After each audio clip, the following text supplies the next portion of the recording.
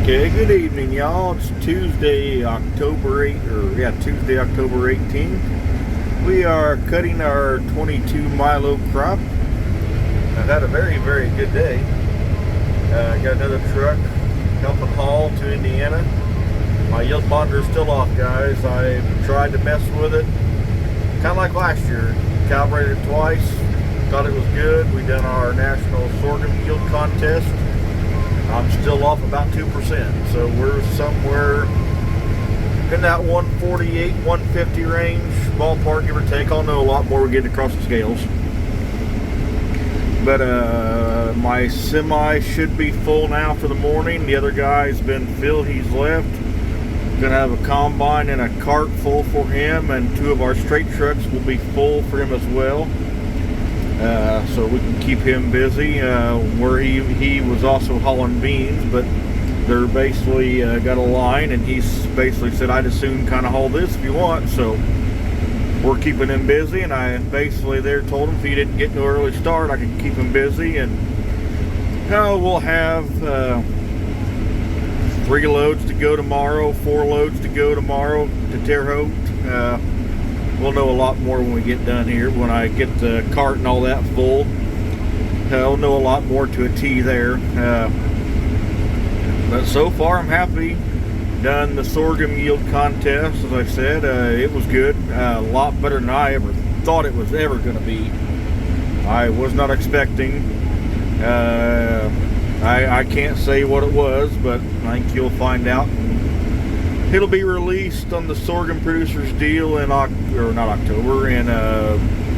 December. It's usually after the NCGA releases their yields when they release theirs. So December 15th, so I guess basically 2 months away, somewhere in there you gotta wait. But it was good. I mean, as I said, me and the seat guy both, and the guy that was riding with me, we both did not think it was going to be that good. I mean, I know they say, we both said sorghum loves dry weather, but I mean, it comes a point, I mean, kind of like in Kansas, I mean, you still got to have rain. It don't really do no good if it don't rain. So, but I'm very, very pleased.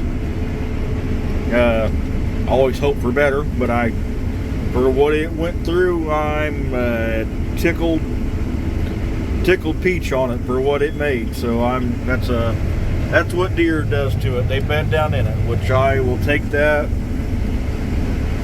Sorry to get the point, but that's kind of where we're at. So sorry, hit the wrong button, but it's kind of where we're at. But I'm pleased. Test weight has all been, I think the lowest was 60.8. The higher guy, just his last load he took just a little bit ago, it came in at like 62.8, and that's all at I think he said one load was 16.1 ballpark. The other guy hauling, he had a load at 16. From 17.7 to 16.2, it's all been 60.7 to step 62.8 or whatever. So I mean, that is just phenomenal test weight, which this is 3816 DeKalb, and the rep that's here. I mean, it always has had test weight that is just phenomenal, and it is showing. I mean, it is really, really strutting its stuff on test weight. Quality all looks very, very good. A little rough on the ends because somebody cultivated to keep the grass out, but where I did not cultivate it, it really shows it really did do wonders. I had my doubts on it would kill the grass in some places. It had so much height in places, but it did very, very well. I was very impressed, but as I said, very pleased. Quality, the guy raved about how it looked and the quality and all that. This will be going to the birdseed market. I can't tell you where all it goes. Cannot tell you exactly where all it goes. I know some of it goes to Reynolds, Indiana after it's cleaned and all that, and it's sent up there. Some goes to New York, I knew last year. As far as that goes, guys, I can't tell you exactly where it all goes, but I know that's where ours goes. Vicinity goes. But the guy cleans it and all that, then he ships it off and sends it to places, and it comes in a bird seed. And about guessing it all goes into a mix. I mean, it may be some straight milo too, not positive. But that's where we're running. 50. I've done 52 acres basically of the 71 acres. So, as I said, we'll not have very much to do tomorrow. They're still calling for a hard freeze. Last night the wind blew pretty well most of the night, I think. When I went to put fuel in this at 7:15 this morning, my diesel tank was all frosted over. But the beans, neighbors were cutting beans at 8 o'clock in the morning, so they really never did get really wet or really tough, or however you want to say it. It's kind of dying off now the way it feels. Well, I don't see my flag really blowing like it was last night, but that's kind of where we're at on that side of it. But hired guys right there in a grain cart, so he's right there. But yeah, it's all I can think of. But just a little quick little update. But anything you want to ask me, just ask me a comment and I'll try and reply to it. But this will be beans next year.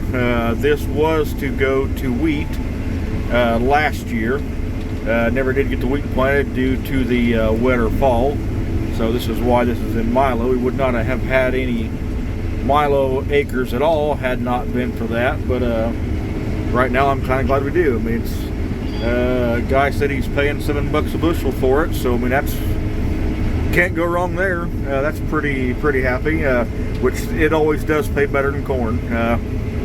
The guy we take it to basically says I need milo and I gotta pay up for it to get it. So he always does pay more than any elevator does for corn. So always does and always has, and like he said, always will, because I need the milo for my products that I sell and move on to places. But other than that, next year's milo acres,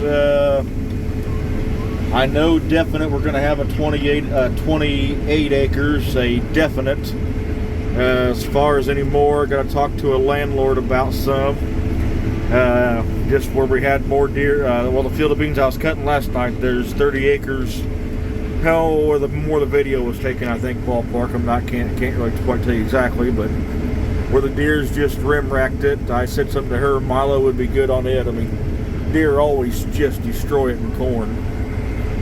So maybe have some more acres than we planned on milo, but that's kind of the plan. Maybe if she goes along with it, it's a pretty lucrative deal for us and her both. I mean, the income potential is not there, and I told her that. But when you have deer just destroying corn, I mean, I can kind of overlook that, and you got a lot less in it, and that would give her 3 crops, kind of. And this is always going to be a good crop. I got about 30 acres on another farm that a guy that hunts on me said, well, my seed guy that sells me all my seed and fertilizer and chemical and all that as well. He basically said, which I knew, there's a point up by my uncle's house that deer's just destroyed, which they always are bad up there. And yeah, so he kind of said that it's bad up there too. So I maybe thought it's corn this year, and we might plant wheat on that rougher ground the next time it's in wheat. But I kind of thought, heck, might just plant it in wheat too as well, up in there, just to kind of add some more to the wheat and all that, and that would kind of put some of that on as well. And I really think it helps on the organic matter as well. I mean, I really think that is a very big help on the organic matter side. I mean, just all that fodder here, I mean, it sure can't go wrong in my opinion. I mean, that's kind of my thing, and that's kind of what we've always said. It sure ain't a bad thing. But that's kind of where we stand. Got to slow back down here, guys. About 2.6 or 7, somewhere in there. 2.8, somewhere in there. It's just about max capacity here. Just a lot of foliage running through the combine. Just a lot of trash. And great bushels, so that's just a slow process doing. So, but it just takes time, so we're grinding through it. But that's the hired guy in the grain cart, one of them. That's my part-time guy. He's over there. But yep, that's the view of the milo going off, and that's the view I'm seeing. We're we're just steadily rolling through it. There's a view from the hopper. It's kind of trashy, but the guy said keep going, looks good to me, so we shall keep going. I hope you enjoy the video, y'all, but we ain't got another probably 30, 40 minutes. We're doing, I think, about 1,200 bushel an hour, 1,500 ballpark, somewhere in there. I'm not sure what the field view was saying, a little bit ago on average, but we ain't got another 30 minutes because he's got a pretty good load, but I'll knock this out pretty quick here. But that's all I needed, I guess. I'll hope you enjoy the video. Thanks a lot.